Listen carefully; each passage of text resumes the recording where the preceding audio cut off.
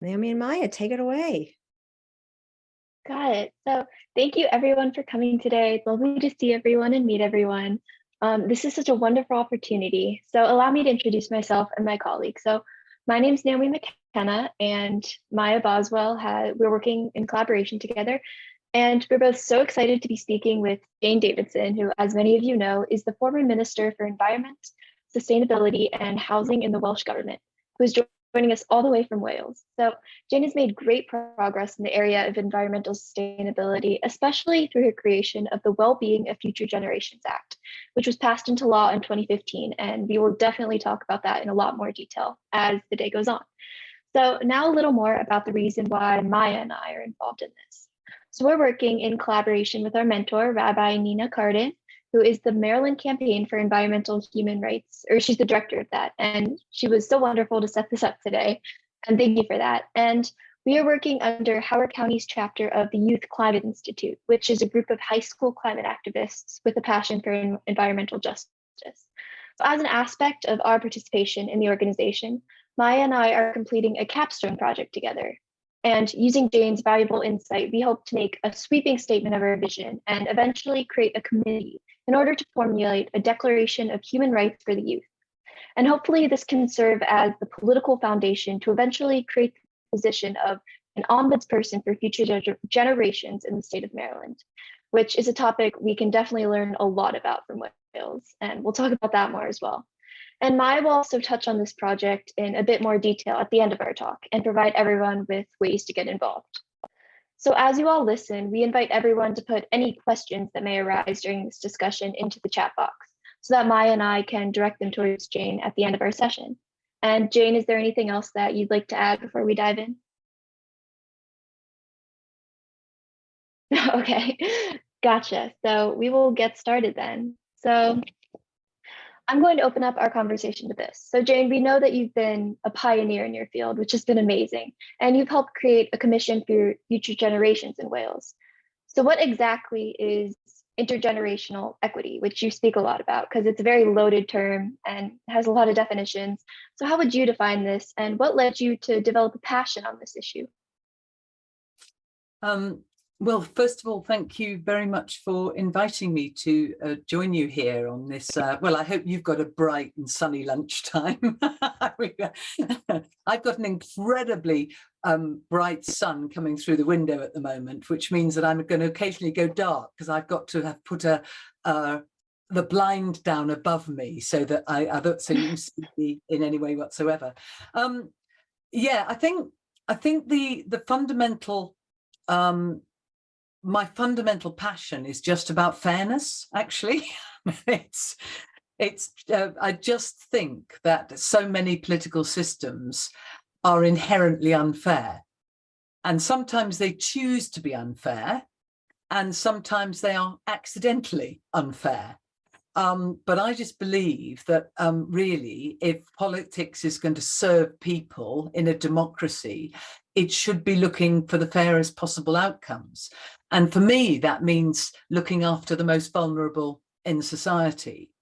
And as I was kind of focusing on that through most of my life, I was a teacher and then a youth and community worker and then an anti-poverty worker and then a sort of policy wonk around social justice in charge of health, housing and social care for a big local government organisation. And then I went into politics. And all of those were sort of learning journeys about the fact that policy may not start out being unfair in terms of its effect, but it often ends out with unintended consequences. And therefore, if you're really going to look at how to make policies fair, you have to think not just about the current generation, you have to think about future generations as well. So for me, it really started with that idea that if we want to protect people now and into the future on things that we think of as important, then we have to find preferably a legal mechanism to do so. And effectively, for me, this started back with the Brundtland definition of sustainable development, development that meets the needs of the present without compromising on the ability of future generations to meet their own needs. And I think that's been the sort of mantra at the heart of pretty well everything I've done in the last 30 years. But the other kind of quote that I really like, actually, it comes from John Rawls and his theory of justice, which is, do unto future generations what you would have had past generations do unto you. So I think both of those are around intergenerational equity. And I don't think it's about what I might call sterile definitions. If you take the kind of words apart and try and put them back together in a different way, I think it's about living definitions. And a living definition of me for intergenerational equity is a government, a school, a university, an organization that actively considers the needs of future generations alongside the present. Thank you for that. I really love the second quote that you shared, kind of like a golden rule type thing. But yeah, I think that's a really great definition. I love how you mentioned how it's always changing. It's not a static thing. And another thing you mentioned was legal mechanisms. So obviously legislation is very important in making change. And we know that a major success of your efforts was the passage of the Wellbeing of Future Generations Act of 2015. So could you describe what this does exactly? Well, essentially, that Brundtland definition I told you about, when we first got our own parliament in Wales, and consider Wales, I know that we're a tiny population compared to Maryland, but 3 million people, 10 million sheep, I think, at the last count. But anyway, one of the very important aspects of trying to deliver more sustainable outcomes through policy and laws, if you've got the opportunity in a state or in a parliament in an independent nation, is to actually try and define what it looks like in practice. So actually, going back to your question about the meaning of intergenerational equity, it sounds great, and then you think, well, how do I put that into policy? What do I do to make that policy actually look after the interests of future generations more? What does policy making look like if you try and put that at the heart of everything that you do? And we spent the first 10 years of the new government in Wales, and the government in Wales was established in 1999 with the devolution of powers from the UK government. And we spent 10 years really trying to find ways in which to incorporate that Brundtland definition into everything we did.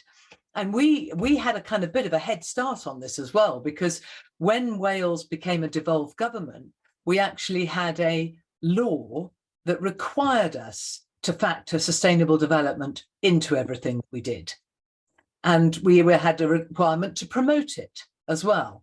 And I thought this was absolutely brilliant, as somebody who's always been an environmentalist and very strongly linked to education as well. I thought this was wonderful. We could do things in the curriculum, which in fact we have done, and we could do things in all aspects of the government responsibilities in Wales with that idea that it was almost like looking at the kind of like the massive offer that not enough countries look at, the offer of indigenous wisdom, the 7 generations type approaches. It's sort of saying if we want something to work for somebody as old as my mum, who's 93, and as young as my grandson, who is 5, then between the two of them, by the time he grows up, they will actually span somewhere in the region of 200 years of life between them in the context of their living, even if they'll only be alongside each other for a relatively short time. And I'm just thinking we should always be thinking about at least a century in the context of thinking about making laws. So I was really excited by this idea that we could sort of promote sustainable development in everything that we did, and that we had a law to help us promote it. And then we discovered that it meant nothing. I've promoted sustainable development to all of you now, and I don't know whether any of you will go out and change your lives because of it. And the whole notion is that actually there are some very weaselly words you can get into policies and laws, and promoting sustainable development is one of them. So that was actually the background when I was trying everything I could to kind of make sustainable development the central organizing principle for the whole government. And I got that political agreement. But once again, because the law we had was only a duty to promote, it meant that actually the government didn't really know what to do and wasn't forced to try and find out what to do either. And therefore, somebody who doesn't like being told that good ideas can't happen just kept going, really. I just kept fighting for this, because I just believed that if we were all prepared to sign up for it, we must be prepared to sign up to turn from the duty to promote to the duty to deliver. And that's what happened with the Wellbeing of Future Generations Act. And the story is all in my book, published by Chelsea Green. So it's actually sold it, obviously, in the States. Well, thank you, Nina. But the point is that when you've got a duty to deliver, then actually you have to start looking at what that looks like. And that has meant, well, I think we might come on to some of those in a minute, but what it has meant is that the government itself and all the organisations it runs in Wales, and that's about 40 different kinds of organisations, public organisations that it runs, they now have to demonstrate that they are delivering 7 goals and 5 ways of working. And the 5 ways of working are they have to demonstrate they're thinking long term. They have to demonstrate that they're collaborating with each other. They have to demonstrate they're being preventative. They have to demonstrate they're involving people about whom decisions are being made. And they have to demonstrate they want to deliver the outcomes in terms of the goals. And those goals, there's 7 of them. But the really important aspect of the goals is that these 7 goals are actually one way of interpreting the 17 Sustainable Development Goals. So what we have in Wales now is we are the only country in the world that has a legal mechanism to deliver on the Sustainable Development Goals, on the SDGs, which makes this a very powerful experiment, even though it's an experiment in a small country. So now, in terms of the goals, I mean, you always think about it's the economy, stupid, in the context of the way governments get elected. But now economy in Wales is redefined as innovative, productive and low carbon prosperity within the limits of the global environment.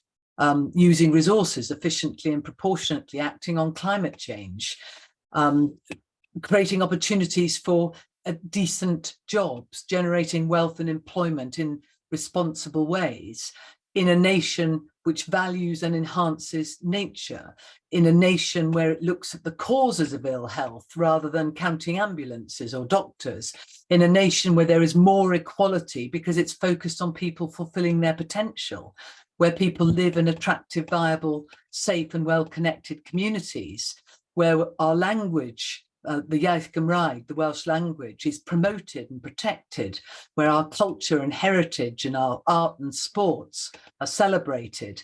And I think really importantly, a country in which if we do anything in Wales, then the way we behave outside Wales is exactly the same. So we don't offshore emissions to another country.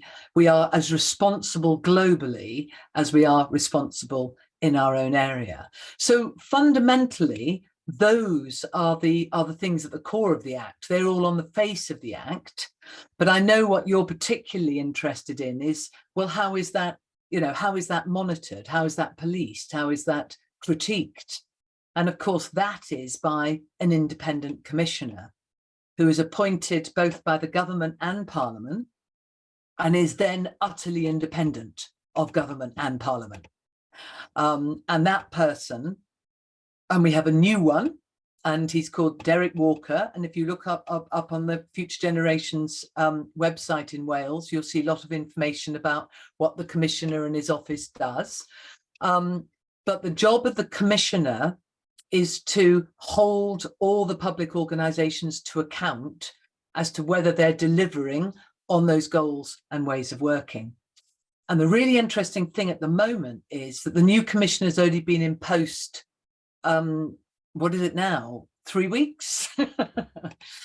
Because the first commissioner had a 7-year term, but you cannot go for a second term. You get one shot at being a commissioner. And so the first commissioner, whose name was Sophie Howe, was very, very good at advocating Wales to the world and helping people to start thinking about these really, really important issues. The second commissioner has been really clear that he's going to be really focused on implementation, how to get every single one of the bodies that is duty bound to deliver under the Act to implement it properly. And that's really at the core of what the Act is. And at the end of the day, it's a values framework turned into law. It really is just a way of saying, these are the values that we want to have in our public services. And now how we get that is by having a law, because that law means that people have to do it. But it's not a very punitive law. It's it's actually just bringing those responsibilities into law. So now the organisations in Wales are required to have that values framework in terms of how they plan for the future of their roles. Okay, thank you so much for describing that. Wow, that's so cool. I love how you drew up that distinction between how the government can create like an empty promise, but compared to actually implementing something, because I know Rabbi Carden and Maia and I were talking about the Maryland Environmental Policy Act, which has been in action for 50 years, but there hasn't actually been an enforcement component to that. So, you know, companies can go on in a state of inaction without actually doing anything. So yeah, I love how legal mechanisms can actually change that, like you mentioned.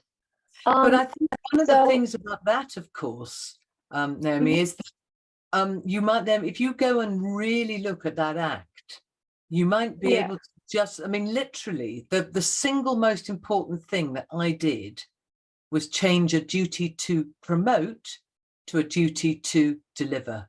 The single most important thing. And so it can actually be a relatively small change, which will fundamentally change the meaning of that Act, and also fundamentally change the responsibilities of the organisations that should perhaps be policing that Act. Well, yeah, wording is very powerful. That's crazy. Wow. Okay.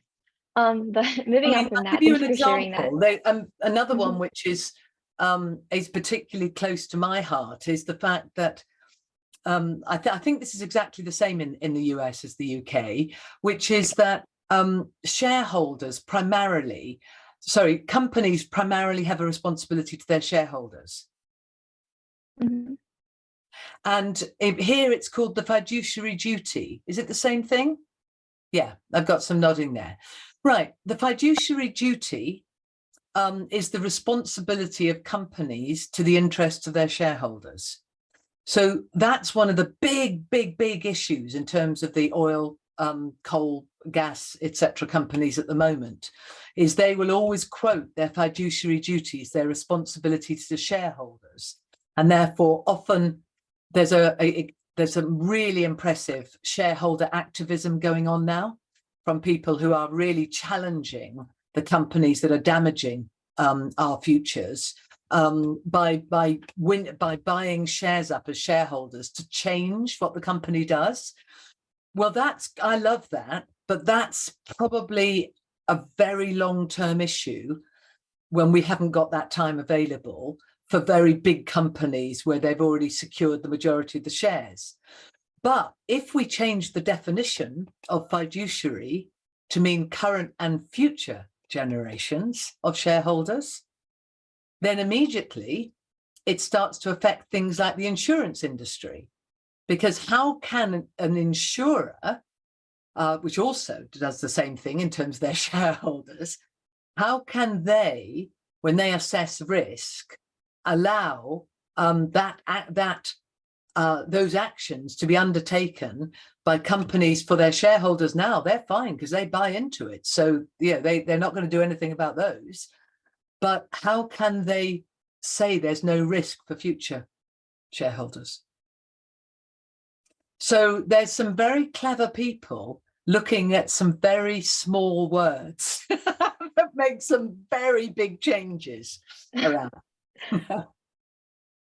Yes, we should definitely look at the wording of that act in more detail and consider that when we're writing up our declaration, because little words can change a lot. Okay, so Wales, you mentioned how Wales has been the first country to create a commissioner for future generations and actually impose that legal mechanism like you talked about.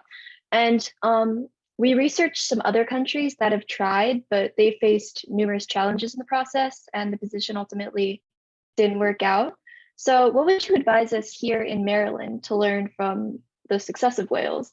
And what are some things that we can take away from the failures and the obstacles faced by other countries?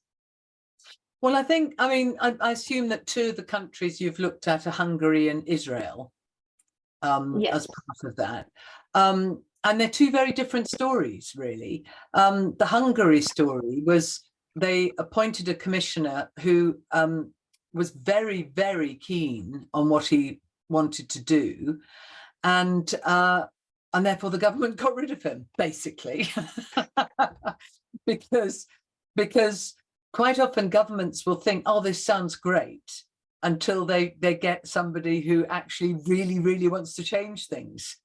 And then in a sense, it would be true in Wales now, if you really held the government to account, they'll fail on all sorts of fronts, but they're also doing lots of good things because of this. But they also have a legacy of bad things. There's actually a decision that's coming up about the last mine in Wales on Wednesday of this coming week. I'm pretty hopeful that it will be fully turned down. It's trying to extend its coal extraction. I'm pretty hopeful it'll be turned down because all the policy is now against that. But you still don't know until it happens that it will necessarily happen. So you can have a situation where in somebody so keen in terms of how they deliver the role that they upset government too quickly. And therefore, what they haven't done is helped government into the space and the public services into the space where they are better able to be more resilient and better able to start doing different things. Because we call it the permission to think differently in Wales. What we have now, our public services have permission to think differently. They don't have to think about business as usual. And that's something that Sophie Howe, the first commissioner, thought was really important, is that don't sit on an organisation on day one to say, why aren't you doing X? Because they don't know how to change from the organisation they are to the organisation that you want them to become. So you've got to do, well, how do you want to use this law in terms of changing, and where are the ways you want to really start changing in your organisation? How can we help you do that? So her role was a lot doing that. And what has happened has meant that, Nina's got my book, but there's lots of examples of things that have started off because of the Act. And when I wrote the update to my book, when I published it in Welsh, a couple of years later, I had to change a lot of those examples because so much more was happening. And I think what's really exciting is that it may have been in place since 2015, but this is an act about thinking for the long term, and governments think for the short term. So they have to learn how to think for the long term. So the first few years was about, well, what does this mean? You know, how does this mean to our budgets? What does this mean to the way we look at things? And it's probably taken them 5 years to really think that through. But last year, we just saw so many things. We just saw, I mean, we saw a ban on smacking. You know, that's parents smacking, not public organisations haven't been able to smack in Britain for a long time. But parents are no longer allowed to smack their children in Wales, but they can in England. They just can't in Wales. But it was just, that's something I tried to do as education minister back in 2003, and I couldn't get it through. And now suddenly it just goes through, because everybody thinks, well, how could a country that looks after the interests of future generations thinks it's okay for parents to smack children? You know, so it's changing the mindset, the values behind this. We've just done you probably know about universal basic income pilots, I guess. So they're when you take a group of people, and instead of like giving them benefits if they're deserving, you give everybody the same amount of money, but you have expectations on what they do as well. And Wales has done that with the whole of the cohort of people leaving the care system at the age of 18 a year ago. And because it decided that the worst outcomes for any young people in Wales were for those young people who come out of the foster care system. And therefore they were going to give all of them a universal basic income equivalent to benefits, plus a top up for education. And that is going to now be looked at over a period of 4 years. They're going to take 3 cohorts through this. So I saw in the chat that you call it guaranteed income by the sound of it. We call it universal basic income, but you've got a pilot in Baltimore. I'd be really interested in that.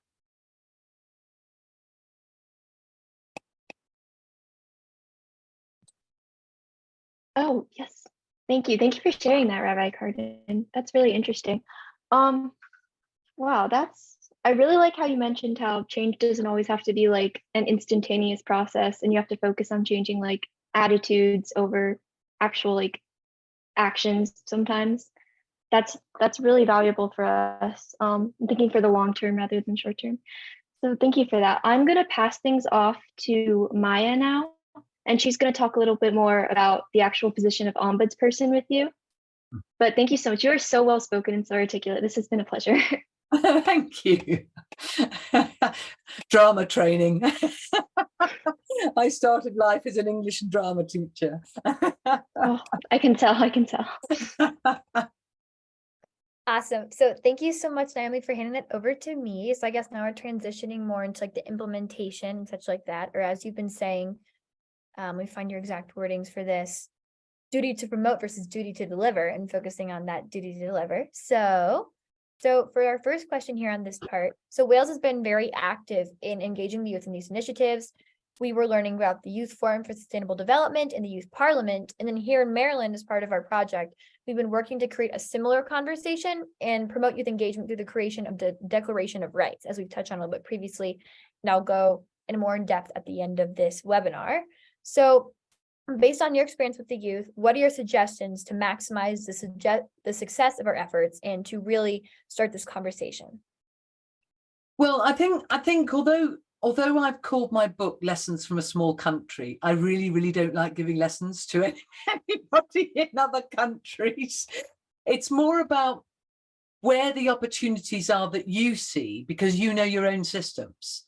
I think the only things I can kind of add to that is that I do think it's a really, really important opportunity that young people should have the opportunity in school to influence the environment around them.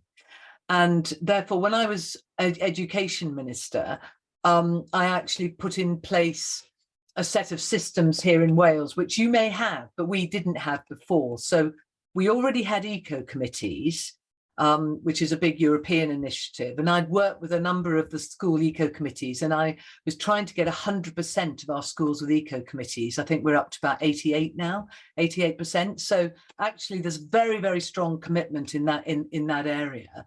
But I introduced something called a school council, which, because what I wanted was to have representatives from all the different year groups and the different interests in the school, to actually be able to make representation to the staff and governors. And it was really important to me that they should have representation to the governors as well. So I implemented also a new requirement whereby the school council nominated 2 people who sat on the governing body. Now, we do that in universities, because I've just spent 10 years after I left politics in a senior role in a university, and we always have students on the governing body, but most school governing bodies do not have school students on them, at least in the UK they don't. So I just thought it was really important, because it would change the way the governors talked to the school if there were pupils in the room, along with the teachers and the trade union representatives and the parents and the others. And I'm still a huge fan. Now, it's not easy, and some schools absolutely hate it. So there has been a transition to getting them into the space where they are prepared to work with that. And often I notice that it disappears just before an inspection. So just in case, I suppose, the school inspectors, were to witness pupils, in the context of a governing body. So you can have a requirement for something, which actually, if you haven't really spelt out how it's going to be delivered or how it's going to be integrated, is not, will not necessarily make the changes that you want. And although, I mean, and your ambition for an ombudsman, I think is really exciting. But I think, did you also look at New Zealand here? Because I think what was really interesting, a really interesting story, which is that New Zealand's environmental actions went downhill when they got their environmental ombudsman. Now, you could say that they might be less downhill than they would have been had they not had environmental ombudsman, since, I mean, we all have depleted nature. But it was interesting that, in a sense, the very thing that the ombudsman role was appointed for was not sustained by the outcome of the role. So I think there's some really, and as a result, New Zealand is currently very much, or was under Jacinda Ardern, I don't know quite where we are now, was very much looking at maybe they needed a wider piece of legislation, such as future generations legislation, rather than focusing on the environment, because everything is integrated. You have to have that kind of environment, society, economy, and culture interface. So I think that thinking about what you want your ombudsman to do, and where there would be state authority in terms of regulations or something that would help support that role, is a very, very important part of what you want to do. Because you may not, the state may not want to create a law, although I'd have thought Maryland would be best positioned, probably, or certainly among the best positioned in the whole of the United States in terms of that sort of agenda. But I think it's a question of persuading the politicians that this is useful to them, because it will help Maryland become a better state environmentally. And of course, the US did sign up, didn't it, to 3030 at COP15? I think it did. Let me see. I'm not sure if I'm right. No, I'm not sure either. Sorry, I should have checked that before this call. But the environment COP, the one that was held in Montreal, COP15, the big ask was that all countries signed up to have 30% of their land turned over to nature by 2030. And certainly, I mean, all the countries in Europe, the UK, etc., they all signed up. And I just suddenly had a doubt as to whether the US did.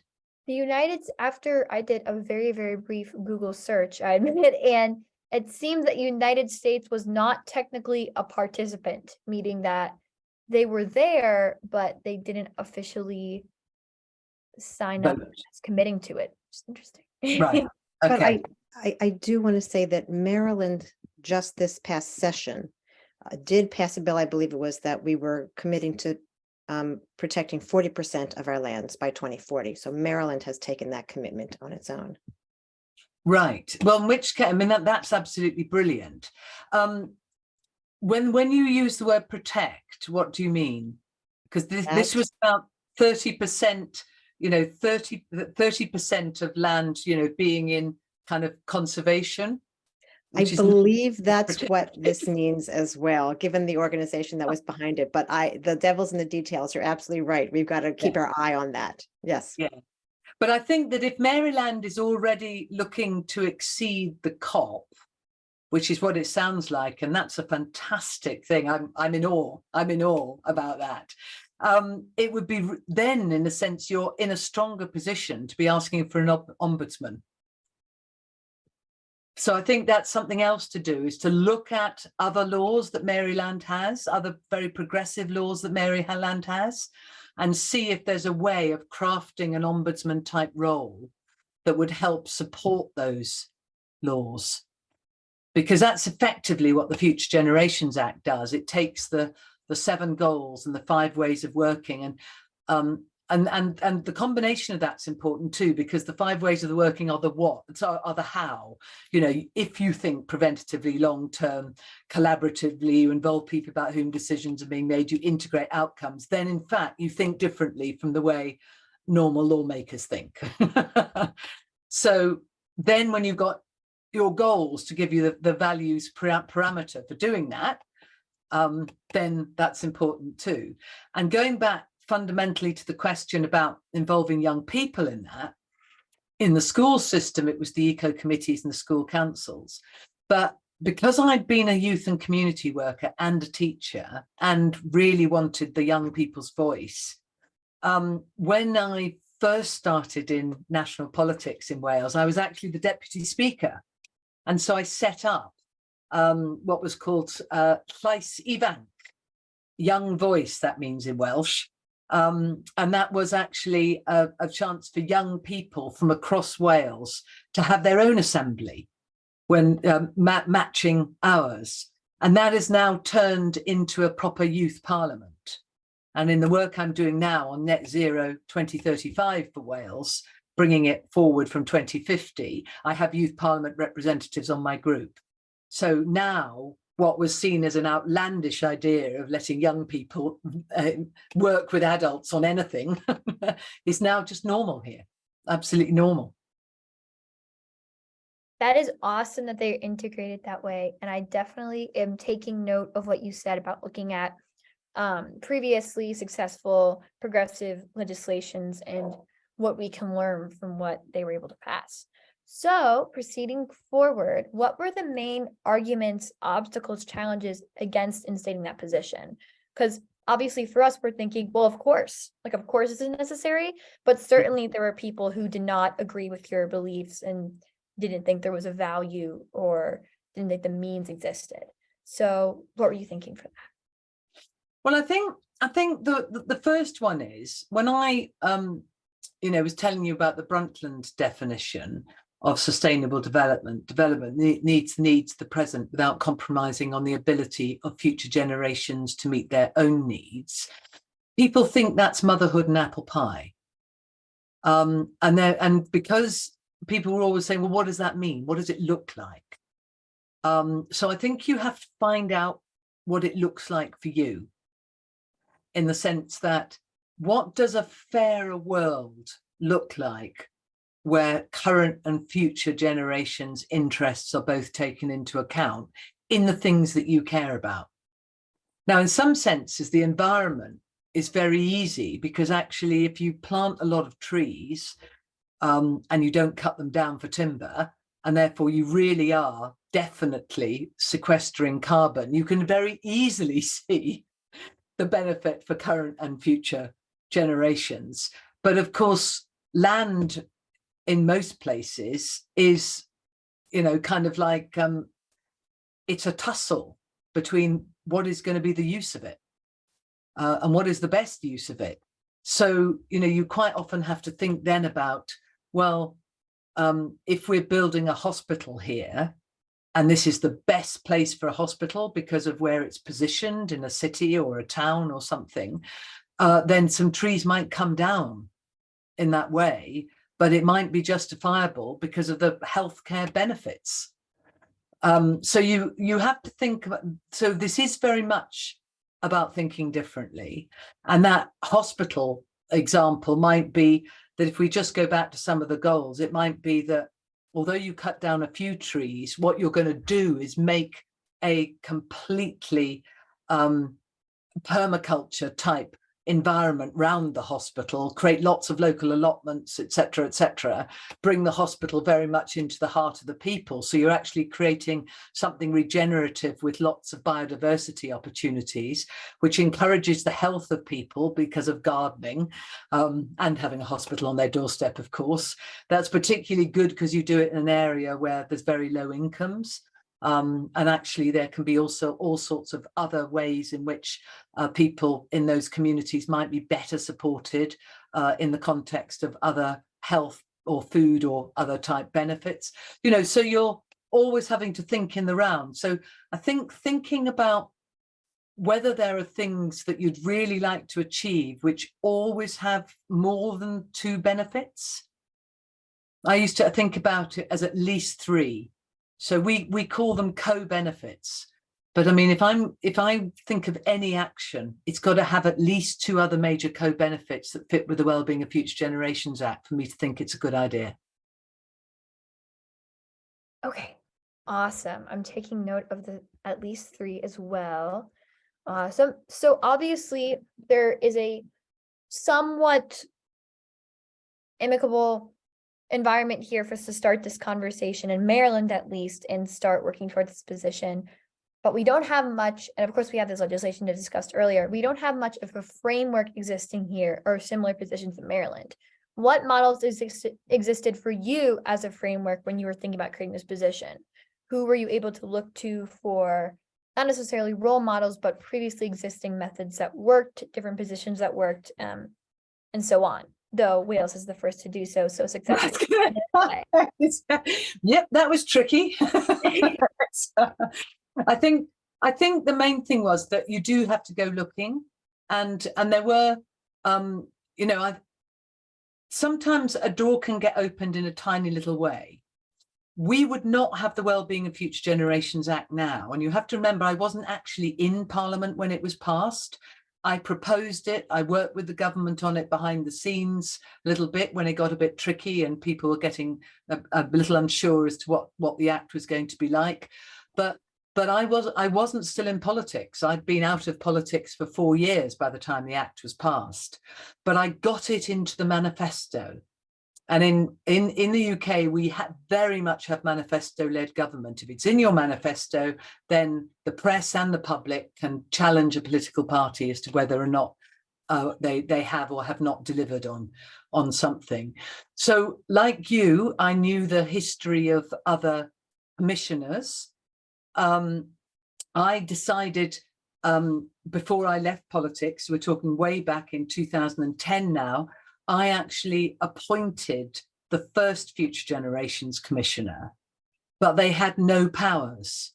So I appointed somebody who was fantastic and, you know, was really, really committed and was incredibly well respected across Wales and I asked him to tell me the best things that were happening and the worst things that were happening so that I could have a real understanding of, you know, whether there were places that would be appropriate for government to intervene and what this should look like at the next level down, which is our local councils in Wales, local government. And but he said to me afterwards that doing that job with no authority doesn't work. You're just effectively an advisor to the minister. And therefore, you know, and if you and the minister think similarly, then that works. And if you and the minister don't think similarly, it wouldn't work. So it was really important for that whoever, if you have an ombudsman, it's not just somebody who is called an ombudsman, but they have an ombudsman role and authority. So I think that's probably one of the most important messages, but it's the same message in a way as I was saying when we moved to the duty to promote, because that was a law. We had a law that said we had a duty to promote, but the law actually didn't achieve anything. So moving it to a duty to deliver meant that when we had a law that achieved something, it could have a tangible outcome, a tangible benefit. So those things I think are really important, is that you, in your own context, you work out what it is you most want to achieve, what is the least regulation, because the least regulation sometimes can just be made by a legislature or without a great deal of difficulty, particularly if it's something asked for by young people, and particularly if it fits with one of the manifesto commitments of your current, you know, political legislature. So if it fits with all of that, and it sounds from what Rabbi Kardim was saying in terms of the 40%, that would fit. You know, how are they going to do that? What are the mechanisms? Well, can young people help in that way? Can young people be part of the army that both calls for but also engages with how to do whatever it is? Awesome.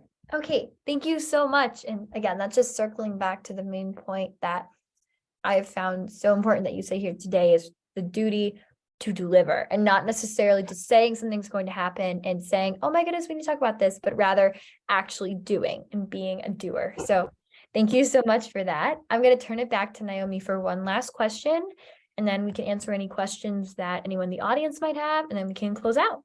So yeah. Thank you. Okay, so just one final question to wrap things up from the two of us. So Jane, you said in your book that this movement needs to be owned by the people rather than solely by the government, which I think is a really powerful statement. So what exactly do you mean by this?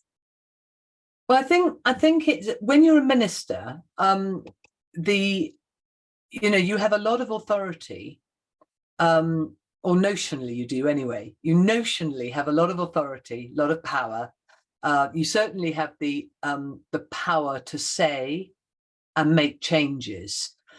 But if you've not got the people on side with the changes you want to make, then what you will breed is resistance.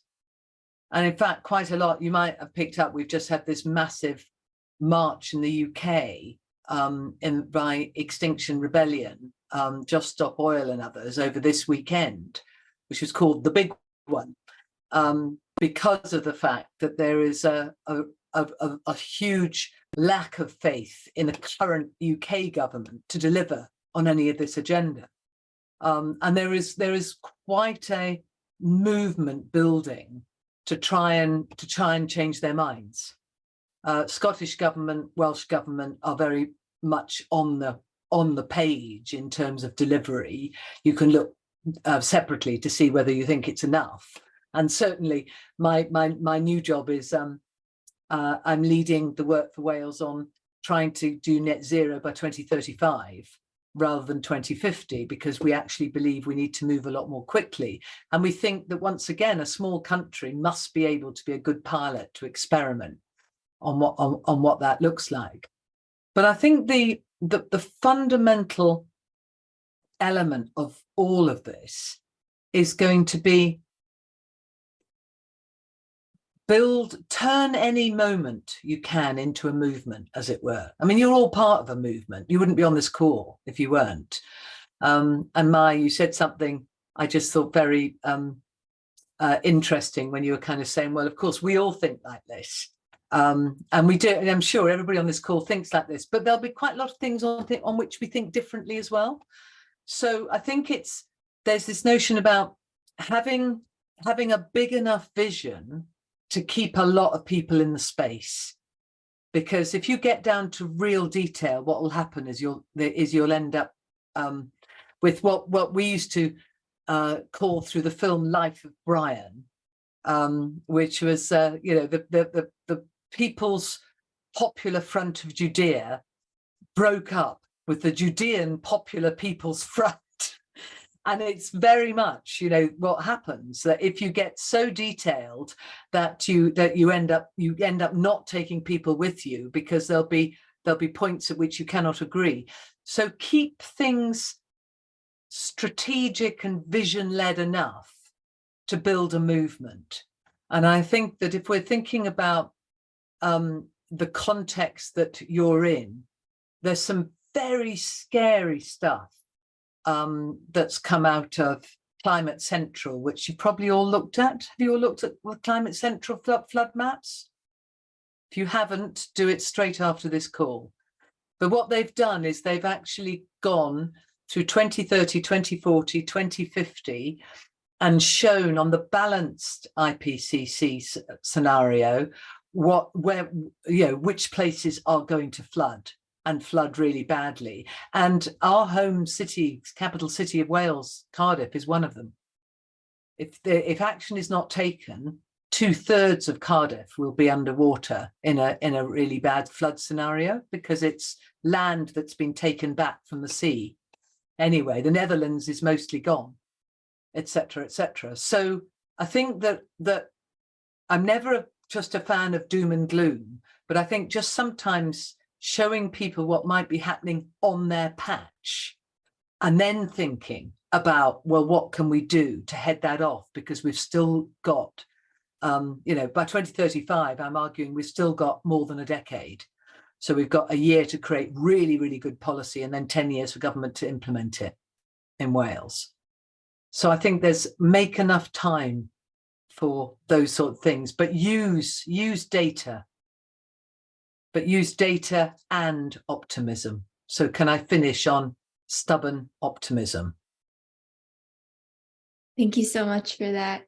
Yes, I agree. I think broad visions are a lot more powerful, because individual beliefs can create a lot of divisions that in the long run really don't matter that much when something so big is at stake.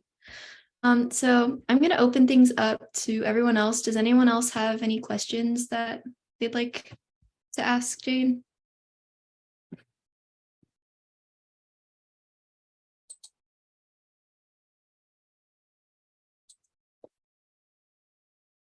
Okay. If not, I'm going to let Maia conclude things. I would like to make a comment. Yeah, go for it. I mean, thanks. First of all, thanks for this. This was fantastic, really informative, and I hope a foundation for more conversations. Jane, I really appreciated you showing up. The things I took away, like first was delivery is really important instead of just promote. But then right at the end, you said something that was, I thought, really profound, considering the work that this coalition and others I've been involved in are trying. It's so hard to move the ball in this country on a national level, even in an all Democratic legislature and governor in Maryland. It's hard to move the ball on the state level. But you said if a small country needs to be a good pilot. And it made me just think that this ombudsman, it's something that my group's been working on, but moving the ombudsman down to a locality level might be the only way to seed it. So we've been talking about doing something like that in my team. I know that the students have been thinking about it maybe in a county, but we've been thinking about doing that in the Baltimore Health Department. And I don't know if you can get much smaller than that. I mean, it's a big department in a big city, but it's as localized as you can get. And maybe that example needs to be set rather than going for a big ball like the entire state or the entire country. And I think that sometimes the locality will suggest itself. It works for us as a country because we're small, but actually there's 40 cities, and I think, isn't Baltimore one of them, where it's talking about the climate cities, the cities that have gone into a coalition across the world. So it's worth checking that, because I thought Baltimore was one of them. And if that's another hook, it's looking for hooks where you can kind of say, well, you've said you're going to do all these things. And when we think if you just change this law a bit, then actually you'll have a really strong mechanism and you'll show people you're kind of world beating by doing it and facing up to the challenges, et cetera, et cetera. So, But that was my question that was going to ask earlier is you say you don't like telling other countries what to do, but this convincing part, especially in such a divisive country as the United States, as opposed to one that seems to think more unified in a more cerebral level like yours. What are your suggestions for us to push that ball to get those fine changes in the legislation, such as delivery? yeah, I just think it's whatever level you can motivate most people around. That's always the one. I mean, quite often, if we think about some of the most well-known international organizations, they've often Oxfam, which is massive, that came out of the UK, which is you may not have it in the US, but it's probably our biggest international aid organization, and that just came out of a very, very small people in Oxford, against famine. Oxfam, so spiritual homes, faith-based systems are really, really important in this agenda as well, because often you have a group of motivated people, and if people are prepared to work cross faith, then actually that's really powerful too. I don't think it's a size thing. I think it's an engagement thing. So you could have a city with millions in it that could still have a character linked to this. And the London Assembly is looking at what we're doing here at the moment, because it feels it would be a good values framework for London, which is 10 million, well, plus if you are going out into its hinterland. So I think it's the right size. But if you are a climate city, if you're one of the 40 climate cities in Baltimore, then that's worth a look at too, because then the climate cities have dedicated themselves to more action, and the role of the city in doing that. Thank you. I'm going to look. It looks like we have one more question. If you wanted to ask that, Lee, looks like you have your hand raised. Thank you. This has been wonderful, and I recently shared Wales' story with some of the people I work with.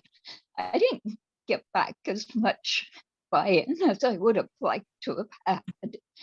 I'm wondering if going forward, in addition to directing this question at the young people here, I'd also like Rabbi Nina to voice her thoughts.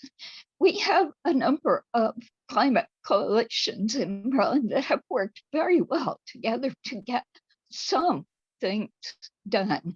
Maryland Legislative, the Climate Justice Wing, even the smaller Montgomery County Climate Coalition, and a number of others. I'm wondering if there's some way we can kind of condense the message that Ms. Davidson is bringing to us and pull out the most important points and make them as exciting as Jane has made them today, and then start making context with our legislators that we know are sort of in our camp, at least, like Lori Charkoudian, and start making noise throughout the state so that more and more people are brought into the message and can actually understand and find points of agreement that can bring us together to work more effectively going forward and getting things actually done.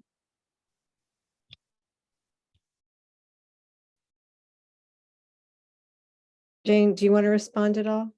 Yeah, well, I mean, it's absolutely right. In the context of,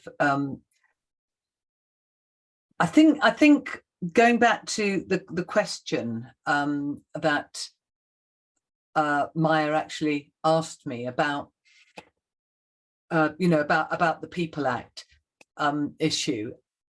What people in Wales can do now, and I think literally this year is the first year that people have really started doing it, is they can effectively slap the, kind of the act down in front of a city official and say, no, that's not good enough. No, because that doesn't fit with the goals and ways of working in the Future Generations Act. I'm going to go to the commissioner. And although the commissioner would tell you he doesn't have that many powers to intervene, he can absolutely review activity, and he can very, very publicly comment on it. And Welsh Government could withhold money from organisations that were deliberately not changing practice. So, I think we'll just see a lot of movement now over the next few years. But it's very much about how, getting people into a place where they care enough to act. That's the big one. So I'm going to turn it back over to you, Naomi, Maia, to close up in 1 second, but several things. Lee, you're absolutely right. We need to do that. One of the things we're going to be looking at over the course of the summer is bringing people together who have been part of this coalition over the past couple of years to see if this offers us a new avenue forward with new energy to work on MIPA again, to work on the Environmental Human Rights Amendment again, and to figure out how we can move forward. So I hope you'll be part of that, Lee. That would be wonderful. Jane, you are so inspiring. It's just so wonderful to meet you like this, to hear you. I hope we can maybe come back to you in maybe a few months and to check in to see how we're doing and maybe get your encouragement for how we can move forward. Will we be able to reach out to you again? Yeah, no, I'd be really interested, because I think particularly if you're going to look at something around law or regulation, it would be really interesting if you can find some neat way to get that. I mean, what we didn't talk about is, well, who are your representatives? Because you will have some who will be on this page, and you need to be really talking to them, because you need to be able to give them, something they can work with. Yep. Lee mentioned some. I know our past sponsors of our bills are certainly some. The new administration is, we have a new governor, right? The new administration is acting in very supportive ways of new ways of thinking, as you're talking about. So I think we have some opportunity this year, and the next few years. So hopefully we'll be able to move forward in that regard. And before I turn it back over to Maia and Naomi, I just wanted to say you two are extraordinary. This was so wonderful. You did a fabulous job. And so I think everybody, even behind the camera, is probably applauding you. So thank you so much. And I look forward to working with you this coming year. So you should know, Jane, that Maia and Naomi are working this whole year on this project with us. So that's why we want to be able to come back to you for guidance too. But yes, I'm excited to continue to work with you guys. So Naomi, Maia, close us out. Awesome. Okay, we won't keep you for any longer, guys. I just wanted to close out, with final regards where we think this project is going to go. So again, thank you, Rabbi Cardin, for helping us organize this, of course. And again, thank you, Ms. Davidson. I don't want to say you have no idea, but it is so valuable to us to have this conversation with you. And just thank you so much. So I want to circle back to what Naomi introduced at the beginning about our project. So Naomi and I are working together. We're mentored by Rabbi Cardin, and we're going to be investigating, again, this thing we've been talking about this whole time, this ombudsperson for future generations, and what that's going to look like implemented in the Maryland government. We believe that every generation has the right to clean air, water, housing, food, any other resources, and that it's the government's responsibility and each generation's responsibility to make sure and be mindful of how their actions will impact future generations, which is what we're going to be investigating. So we believe it's a much needed position in our government, and we think that we need to be creating it to make sure that Marylanders for years and years and generations to come have the right to these so important things, especially in this world of an increasingly urgent need to understand how our actions impact the global environment and its resources. Again, this position is so deeply needed. We are less focused right now on creating the actual legislation, but rather creating the conversation and the climate that would accept this conversation and that would be ready to support us and create this wildfire effect of talking about why we need it and that we need it now. So, as the keystone of this conversation that we're creating, we want to create a Declaration of Human Rights that we're hoping to be signed by the youth, starting in our organization, Naomi and I's, and spreading all throughout the state and the counties, just saying that we believe we have these rights as the youth who cannot vote yet and cannot be represented properly yet.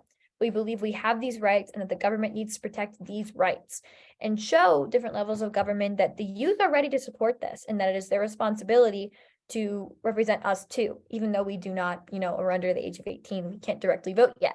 So that's what we're hoping of doing. If you're interested in following our progress, we do have a contact form that will be sending out different updates on what we're doing, what we've learned, that kind of thing. And I will send that Google form for contact information here right now in the chat. But yeah, so we just wanted to thank everybody for coming here today. I want to promote the Youth Climate Institute, which is Naomi and I's organization. It's run out of the local Howard County Conservancy. They'll be supporting us through this. We want to thank the Maryland Campaign for Environmental Human Rights and Rabbi Cardin for supporting us too and helping us create this conversation and supporting the initiative. And yeah, so I think that's it for us today. Thank you guys for staying over time. Again, thank you, Jane, for donating your time so generously. And that's it for us today. So yeah. I will see everybody later, hopefully, when we come and circle back to this. Wonderful. Thank you all. Thank you all for coming.